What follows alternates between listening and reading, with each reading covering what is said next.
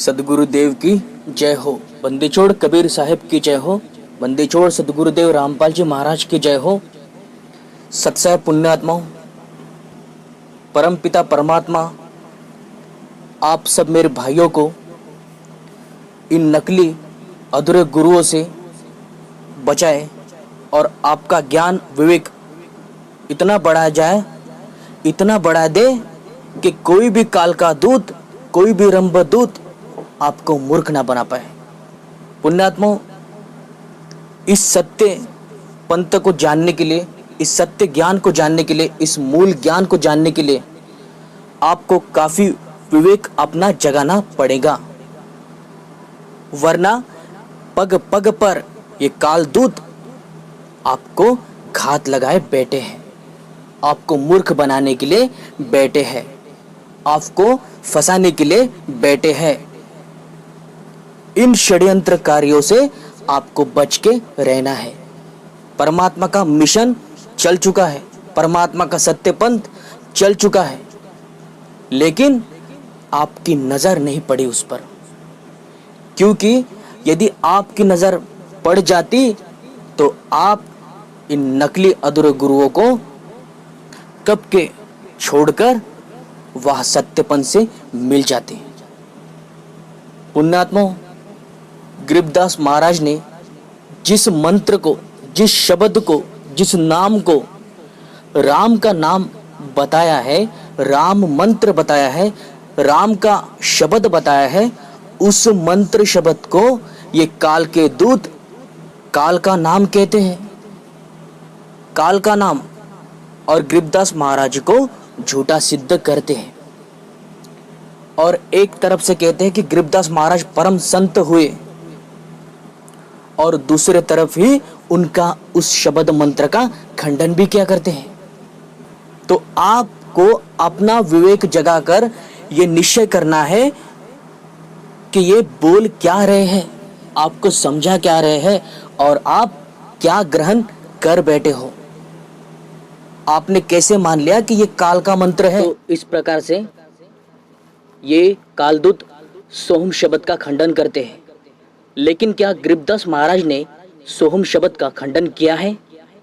इसको जानना आवश्यक है, क्योंकि कहने वाले बहुत सारे कबीरपंथी हैं जो सोहम को गलत कहते हैं, और कोई सोहम का ध्यान और जाप सुमरन करने की विधि बताने वाले हैं।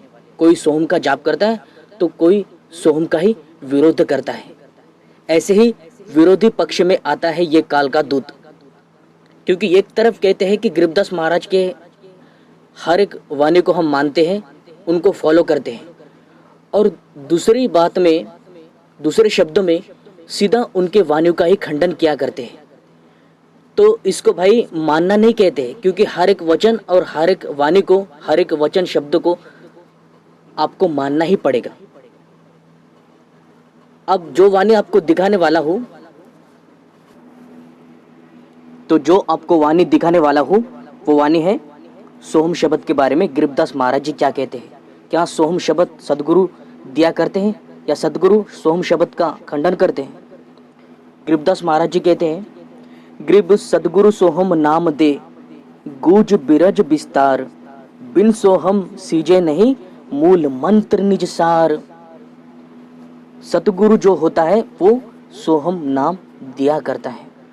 सदगुरु जो होए, सदगुरु जो होता है, सदगुरु के पास ये शब्द होता है, ये शब्द नाम मंत्र। अब जो गुरु है जो सोहम को जीव समझता है, या सोहम को जीव कहता है, सोहम को मन कहता है, कोई जो गुरु है जो सोहम का विरोध करता है, सोहम को जीव कहता है, सोहम को मन कहता है, ऐसे अधूरे गुरुओं से आप बच के रहना है आपको, क्योंकि वो कालदूत है। ये शब्द है सोहम शब्द, और ये जानते नहीं कि सोहम शब्द आखिर है क्या, क्या निज वस्तु है, क्या सोहम शब्द की महिमा है। ये सोहम शब्द सारे शब्दों में प्रधान है, सारे शब्द का राजा है। तो यहाँ पर गरीबदास महाराज जी कहते हैं कि मूल मंत्र निज सार, ये मूल मंत्र है सोहम शब्द, मूल मंत्र, और इसी मूल मंत्र का खंडन करता है कालदूत। तो आपके समझ में आ रहा होगा कि कितना बड़ा षड्यंत्र किया जा रहा है आपके साथ, आपको इन सोहम से अलग किया जा रहा है। क्योंकि यदि आप केवल सोहम ही जब जाप करते हो, यदि आप सोहम ही जाप करते हो तो आपको उससे कोई लाभ नहीं मिलने वाला। क्योंकि गरीबदास महाराज जी कहते हैं कि सोहम ऊपर और है सत सुकृत एक नाम, उसके ऊपर और एक नाम है, यदि उस नाम को पा लेते हो सदगुरु से तब जाके इस सोहम का लाभ मिलता है। अन्यथा केवल सोहम सोहम कितने भी रटते रहो आपको कोई लाभ नहीं मिलने वाला है। और वो भी इस शब्द का दान सदगुरु से, अधिकारी से आपको लेना पड़ेगा। अन्य ऐसे नकली कबीरपंथी कितने आश्रम या कितने शाखा गद्दी वाले सोहम को देने वाले हैं, लेकिन उनसे आपको कोई लाभ नहीं मिल सकता, क्योंकि उनको देने का, इस शब्द का उनको, उनके पास अधिकार नहीं है। जो परमात्मा की ओर से आया, जो जिसको परमात्मा ने आदेश दिया है इस सोहम शब्द का दान देने का, वही सदगुरु हमें ये शब्द दे सकता है। और गरीबदास महाराज जी कहते हैं कि मूल मंत्र निज सार, ये मूल मंत्र है, मूल मंत्र। और ये कहते हैं कि सोहम जपने से मरता है। सोहम का विरोध करने के लिए वो उन वाणियों को दिखाते हैं जहां पर परमात्मा ने अवस्था के बारे में बताया है। सोहम की अवस्था है, सोहम तत्व का निज सार। कई बार कबीर साहब ने सोहम को जाप करने को कहा है, कभी सोहम का खंडन किया है, क्योंकि सोहम में ही जीव उलझ ना पाए, सोहम में ही जीव उलझ ना पाए, इसलिए सोहम का पक्ष लिया और सोहम का खंडन भी किया। क्योंकि सत्य शब्द सोहम से न्यारा है, सत्य शब्द सोहम से न्यारा है, उससे अलग है। यदि वो ना मिले तो इस सोहम का कोई लाभ नहीं है।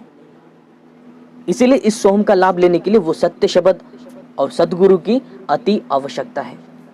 बिन सदगुरु ये सार शब्द कोई दे नहीं सकता, ये सोहम शब्द कोई दे नहीं सकता। अन्य नकली कबीरपंथी आपको बहुत सारे मिलेंगे, हजारों मिल जाएंगे, लेकिन उनके पास वो शब्द नहीं है। तो यहाँ पर गरीबदास महाराज ने इन काल के दूतों का खंडन किया है।